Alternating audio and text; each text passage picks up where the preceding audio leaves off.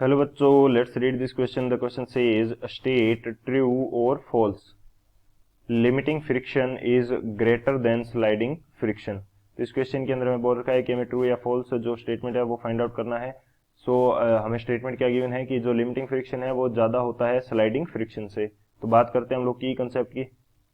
Concept की यदि बात की जाए, की कंसेप्ट, तो क्या की कंसेप्ट हो जाएगा। सबसे पहले हम ये देखते हैं कि लिमिटिंग फ्रिक्शन क्या होता है। लिमिटिंग फ्रिक्शन, लिमिटिंग फ्रिक्शन हमारे पास स्टैटिक फ्रिक्शन का वो मैक्सिमम मान है जिसके बाद में हमारे पास क्या हो जाएगी, उन बॉडीज के बीच में मोशन स्टार्ट हो जाएगी। बेसिकली हम इसको स्टेटमेंट के रूप में लिखते हैं और बाद में हम इसको समझने की कोशिश करते हैं। ये हमारे पास क्या है, it is the maximum value, it is the maximum value of static friction, maximum value of static friction। static friction की क्या है, maximum value है, which appears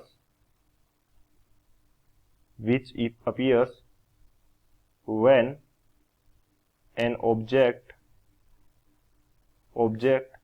is just on point of motion, just on point of motion, यानी कि इसके बाद में हमारे पास क्या हो जाएगा, मोशन स्टार्ट हो जाएगी। ये हमारा लिमिटिंग फ्रिक्शन हो गया। सेकंड हम बात करते हैं स्लाइडिंग फ्रिक्शन की।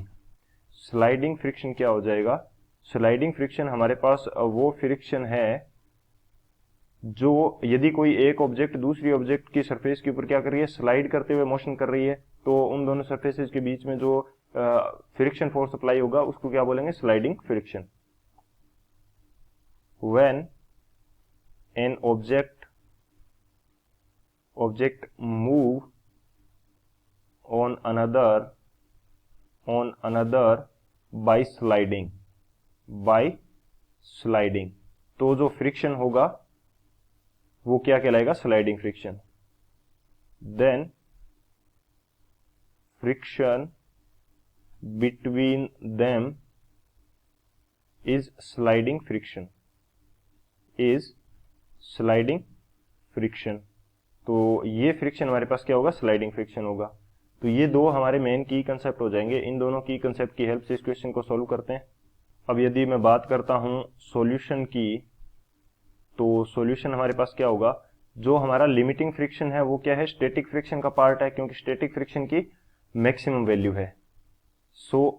एक चीज तो हमें ये पता रहती है कि स्टैटिक जो फ्रिक्शन है उसकी वैल्यू ज्यादा होती है किससे, स्लाइडिंग फ्रिक्शन से। उसकी वैल्यू किससे ज्यादा होती है, स्लाइडिंग फ्रिक्शन से। और स्लाइडिंग फ्रिक्शन की जो वैल्यू है वो ज्यादा होती है किससे, रोलिंग फ्रिक्शन से। अब रोलिंग फ्रिक्शन हमारे पास क्या रहता है, जब एक ऑब्जेक्ट दूसरी ऑब्जेक्ट के ऊपर रोलिंग मोशन करते हुए मूव करती है तो उसके दौरान जो फ्रिक्शन जनरेट होगा उसको क्या बोलते हैं, रोलिंग फ्रिक्शन बोलते हैं। अब हमारा जो लिमिटिंग फ्रिक्शन है वो क्या है, maximum value of static friction. Maximum value of static friction है, तो ये भी हमारे पास क्या होगा, ज्यादा होगा किससे, लिमिटिंग जो हमारा स्लाइडिंग फ्रिक्शन है उससे। स्टैटिक फ्रिक्शन की जो मैक्सिमम वैल्यू है वो क्या है, वो है हमारे पास लिमिटिंग फ्रिक्शन। जब हमारे पास स्टैटिक फ्रिक्शन की कोई भी वैल्यू स्लाइडिंग फ्रिक्शन से ज्यादा होगी, या कह सकते हैं कि बेसिकली जनरली देखा जाए तो कोई भी वैल्यू की मैं बात नहीं करूंगा यहाँ पे, जनरली हमारे पास क्या होती है, स्लाइडिंग फ्रिक्शन से ज्यादा होती है। तो जो स्लाइडिंग फ्रिक्शन की मैक्सिमम वैल्यू है वो क्या है, लिमिटिंग फ्रिक्शन है, तो इसकी मैक्सिमम वैल्यू तो स्लाइडिंग फ्रिक्शन से ज्यादा ही होगी। लिमिटिंग फ्रिक्शन की वैल्यू क्या होती है, स्लाइडिंग फ्रिक्शन से ज्यादा होती है। ये जो गिवन स्टेटमेंट है हमारा, ये क्या है, ट्रू है, ये हमारा ट्रू स्टेटमेंट है। So this is the final answer. I hope you understood it well. Best of luck. Thank you.